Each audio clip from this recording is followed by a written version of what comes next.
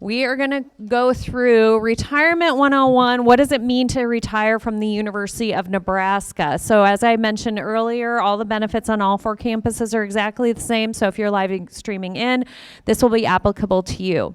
So faculty and staff between 55 and 62 are required to have 10 years of service to be coded in the system as a retiree. If you are age over 62, then there is no service requirement. So you can retire at any time or choose that is the way that you separate from the university. Some of the things that we are going to talk about are what will need to happen with all of my employee benefits and also options regarding investments with TIAA and Fidelity. And when we talk about the insured benefits, we're going to talk about the health, the dental, the life, long-term care, and then I am going to touch just a little bit more on the HSAs just because that's come up so many times today. Best health insurance option if you're 65 and older is Medicare, period. It's just as easy as that. It is Medicare. The advantage is it's the most cost-effective with the lowest out-of-pocket cost, especially when purchasing the supplemental. Disadvantage, it's not global, and it's only available if you're 65 or older. My predecessor, a lot of you probably knew him. His name was Greg Clayton. He was here for 37 years. He retired and decided that him and his wife were going to go to Cancun. He had never purchased a travel health insurance policy before because he had always been covered under a group health plan. And he decided, I've told everybody this for 30 years, so I'm going to actually purchase one. He Googled it, purchased the top line of the Google search engine, so whoever figured that out got his business, bought the policy, went to Cancun. Day 2 of the trip, his wife fell and her femur snapped. And so she ended up having to be flown back to the States for emergency surgery. The travel policy covered everything that he would not have had coverage for under Medicare. So we have a lot of people that retire with the university and travel. So I'm going to encourage you, if that is you, to find a travel policy that's one that's really easy to work with.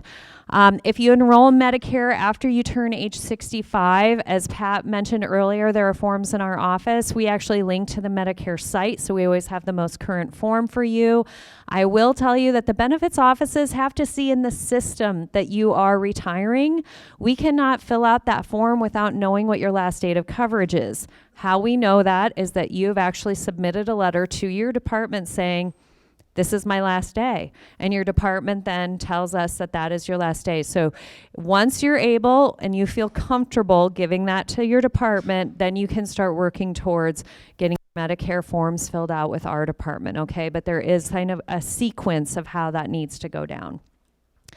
Now, another health option for you is the retiree insurance through the university. So the advantage of this is it's the same thing that you're used to. It's the exact same plan as what you have as an active employee. So this may be a good option if you're under age 65, but you need more than 18 months of coverage. So an example is we had a faculty member here at the university that needed to take care of an ill parent, and she was the only surviving child, and she needed health insurance for 4 years.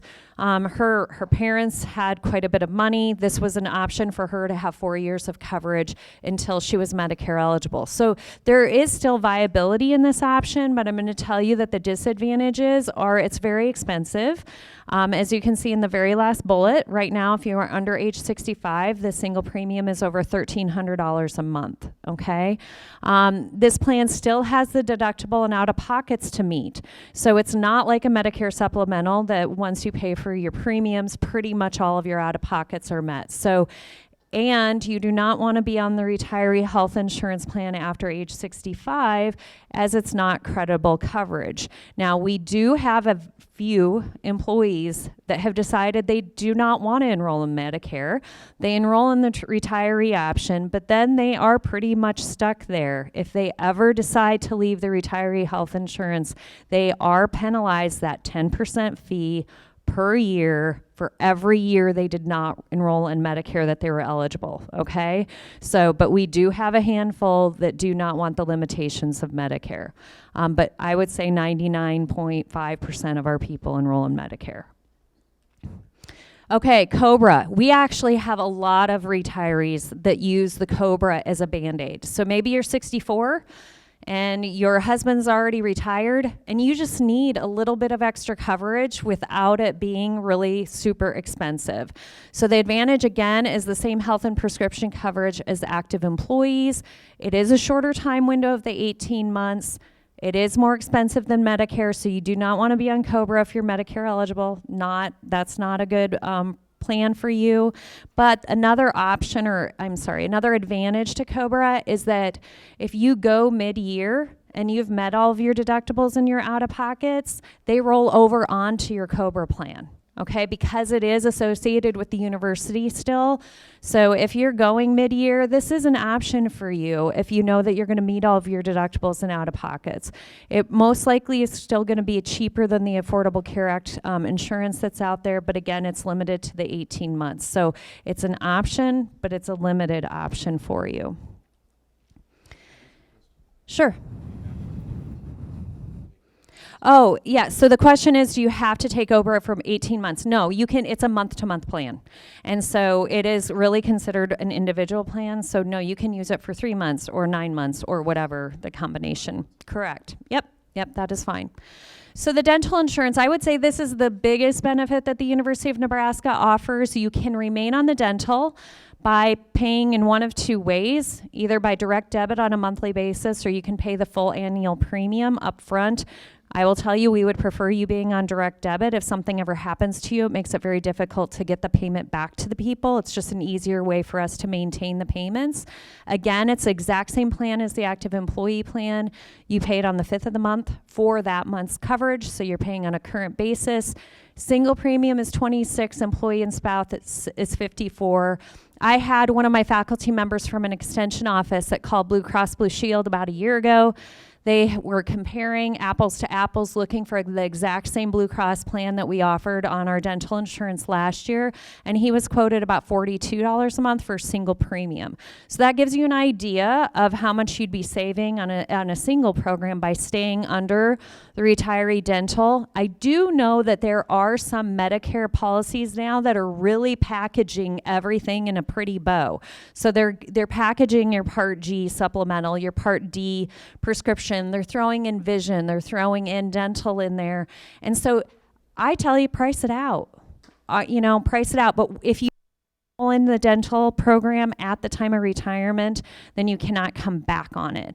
But if you want to price it out because everything is one payment and it's really easy for you, I encourage you to do that. But be educated, know that this is what we offer. One of the great options also is if the retiree or the employee passes away, we will actually convert the policy into the name of the surviving spouse. It's the only policy we're able to do that with, but we need someone to call us, okay? So we don't hear a lot of times of retiree deaths in our office, so just give us a call. Just make sure to always think about the benefits office and keeping us up to date. So life insurance. If you have voluntary life insurance coverage, you'll be able to contact a surety to convert this into an individual policy, depending on what kind of limits you have on your voluntary program. Under the employer-provided policy, if you're under age 65, you can continue up to $25,000 worth of coverage for a monthly premium of $5. You will not find $25,000 in coverage for $5 if you're in your early 60s anywhere else. I know it's not a large dollar amount, but if you're retiring under age 65, it pays for a funeral. It is a cheap policy. So we do have a lot of people that take advantage of that retire at a younger age. If you're age 65 to 75, you can only continue $5,000 and the premiums keep going up. So if you're over age 65, the employer provided isn't a great deal for you, but we give you the contact information for a surety because those become individual plans. It's no longer a group life insurance plan. So contact a surety if you're interested in that, if you still need the life insurance, and see what they can quote you on based off of what you had here. Long-term care. If you have long-term care with the university, so about 6 months ago, CNA stopped allowing us to do payroll deductions for long-term care. So we fought that. We didn't want that to stop with CNA, but they no longer offered it to any of their clients. So now both Genworth and CNA are both already direct bill. you can continue those programs through direct bill just like you have them now. And so nothing will be changing on the long-term care for you at retirement. Okay, so I'm going to talk real briefly about the HSA. Again, the information sessions are on 10/14 from 9 to 10:30 in the morning or from 1 to 2:30 in the afternoon. Look in the Nebraska Today for the article that's coming out about it. But the HSA is a great plan if you are enrolled in the high deductible health plan. And so if that is something, the HSA is a triple tax advantage, like what Fidelity spoke about this morning. So it's tax-free going in, your investments and earnings on the money are tax-free, and it's tax-free coming out as long as it's used for qualified medical expenses. I wish we would have offered this a long time ago. I think it is a great option for you. But if you are a high utilizer of the health plan, the deductibles on the high deductible health plan are high deductibles. Okay, so if you're a high utilizer, and it may not be the plan for you, but if you'd like more information on that, please come to one of our information sessions or Zoom into it so you can gain some knowledge on that. It is different from our flexible medical reimbursement account that those dollars expire. They expire every year. You have to re-elect them every year. And if you don't use them, you lose them. And it's just a lot more auditing that goes on with WageWorks when you submit your receipts. An HSA is like a checking account. You only have to prove it to the IRS if you get audited. So it's much more that you're in charge of your money. You own that account. It never expires. And so there are some great benefits. And we're just trying to raise awareness right now to this option. We had a lot of people sign up for the high deductible health plan at UNMC last year. And I think it's because Nebraska Medicine started offering one the year ahead of us. And so it's just, we want to raise awareness and let everybody know that it's out there as of January 1 of 2020. Okay, so one of the things that I always bring, we have people that do not know if they're on tier 1 or tier 2 in the retirement plan. So if you see this little tile down here, the basic retirement tile, it will tell you if you're elected into tier 1 or tier 2. If you were in a position where you did not check email frequently around your 2 years of prior service that was required, you may be somebody that was defaulted in. And we want to make sure everybody is checking that. Now, and move from tier 1 to tier 2. We send out emails every May to the people that are on tier 1. So if you've never gotten an email, most likely you're in tier 2. But this is the time to check. While you're thinking about retirement, while you're starting to plan, plus open enrollment's coming up now in 4 weeks. This is the time to get into Firefly and check and make sure. There is quite a difference in between the employee contributions, and then obviously there's another 1.5% match on the employer side that you don't want to be missing out on if you're in tier 1. You can only change from tier 1 to tier 2 in the month of May, and you can never go from tier 2 back down to tier 1. One-on-one appointments. Okay, so I'm a scuba diver, and there's a phrase in scuba diving, plan your dive and dive your plan. And I am telling you, it needs to be the same thing with your finances. The sad appointments that I have are with people that have chosen to retire. They've already put in their notice, and then they've met with a financial advisor, or they've retired, and now they need to come back to work, and they don't know what to do because they signed an impact form, is what we call it, saying that they can come back to work for a year because they've started withdrawing their retirement funds. Make a plan. Our financial advisors are free. You can go out to the UNL HR benefits website, and the phone numbers are listed along the side, as are these. These are to make the one-on-one appointments. You met Jason earlier. He's here a couple times a week on UNL's campus, plus he travels to all of the other 3 campuses. So TIAA has 2 or 3 different advisors that circulate between the 4 campuses, but please meet with somebody as you're mapping out your plan. Options for you in savings is to add a 403B plan. So if you are not enrolled in a 403B plan, I'm encouraging you to do that minimum on enrolling. So you can start with a very low dollar amount just to start somewhere, okay? And there's flexibility in this, so a lot of the benefits you can only make changes during open enrollment, or you can only make changes if you have a life event. not the 403 or the 457B. So these can be enrolled in. We just need a month's notice. So if you turned in your form to me today on October 1, it would go into effect on your November paychecks. Okay, so we have to know in a month ahead. These are great plans. The 403B offers the Roth as well as the pre-tax. A lot of people, while they're actively employed, still do the pre-tax because your taxes are higher. You're making more money than you will in retirement. But the Roth is also a great option so that you're not taxed on every single dollar in retirement. So talk to your financial advisor, see what's the best option for you. If you choose to max out the 403B, then you can enroll in the 457. So a lot of our faculty that are really close to retirement, but their house is paid off, their kids are through college, they want to tax shelter as much as possible. And so we do have quite a high participation. I know those dollar amounts for me seem astronomical, like I'm never going to be able to put 25 grand on top of the basic retirement plan aside. But when you don't have any of those payments, it's a great way to tax shelter some extra dollars. And you can do both. So I know in the first session there were questions on having to do one or the other. You're required to do the 403B first before enrolling in the 457. That's by IRS guidelines. So a handful of other things. Retirees and their eligible dependents can still participate in the tuition scholarship program. So as Floyd was talking earlier, learning and continuing to learn is a great asset to head off dementia or anything like that. And I think this is a great asset for our people that maybe you're retiring a little bit early because you want a different career. Maybe there are things that you still want to do in your life. This is a great option for you. You will no longer have access to Firefly. So you will have to call your HR department so they can work some magic in the background to get you allocated for those tuition hours. You will still have to pay the fees, but that's a very low dollar way to keep your mind engaged. Also, vacation is an earned benefit. So whatever you have in your vacation bank at the time of your separation will be paid out to you, okay? Now, there are a lot of people that want to extend. So they may say, my last day worked is July 15th. I'm taking vacation through August 15th to get them benefits into the next month. If your department is okay with that, we're okay with that. But vacation is an earned benefit.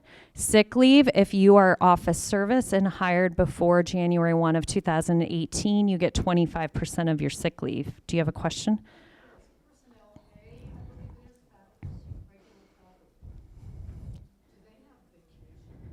Regular faculty do not. If you are curious if you have vacation or not, look at your pay stub.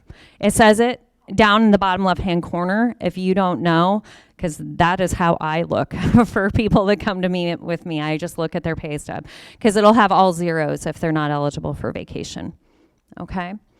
And Jeff will also touch on this, but move your personal emails to a personal email account. You will not have access after your separation date from the university. So only Emeriti can keep their UNL email access. And so we've had people that just did not realize that and they retired, and all of a sudden, literally the day they were retired, the access was cut off, and they thought that they would have all this time to move it. So plan that out, because if you're using it, especially if both you and a spouse or partner are using your UNL, you need to get that moved over to a personal account. Athletic tickets at UNL, if you've had them for 10 years, you can keep them, but call your athletic office. They're the ones that handle all of that. If you would like to keep those tickets, and you need to coordinate that with the athletic office. Also at UNL Campus Rec membership, they do have a discounted price for retirees that you can have your continuity of membership, but that is also handled directly with Campus Rec. So these are the contact informations for all of the different benefit offices. And so please call. We know how challenging all of this is, and we are there to help you, and we want to make sure that you get the answers before you make your final decisions, rather than being in the midst of making those decisions and being very confused. So I would encourage you to do that. And I'm